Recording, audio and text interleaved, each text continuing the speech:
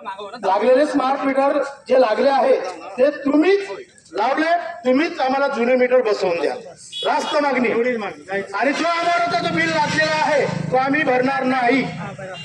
आमची line cut करायला कोणत्या पद्धतीने तुम्ही येता, कट केल्यानंतरही आम्ही लाईन डायरेक्ट लावणार, ही आमची रास्त मागणी आहे. आणि आम्हाला कमी जास्त झाला तर त्याची जबाबदारी हे तुमची राहील आणि तुमच्या महावितरण कार्यालयाची राहील.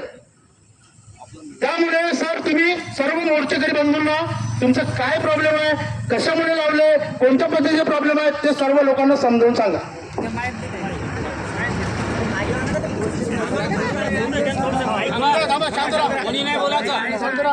नमस्कार.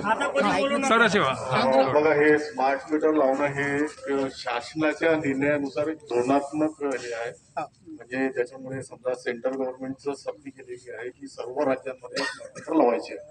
कारण जर काम झाले नाही तर पुढे चालून कंपन्यांना जे लोन किंवा बाकीच्या गोष्टी कंपनी चालवण्यासाठी मिळते ते मिळणार नाही. त्याच्यामुळे कंपनी हे काम करतात.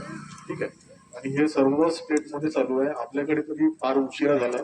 यूपी बिहार सारख्या राज्यांमध्ये ज्या ठिकाणी बेसिक सुविधा नाही आहे त्या ठिकाणी सुद्धा ह्या गोष्टी झालेल्या आहेत. त्याचं कारण तेच की तिथे कुठल्याच प्रकारचं इन्फ्रास्ट्रक्चर आहे ते बाकी गोष्टी डेव्हलप नाही झालं.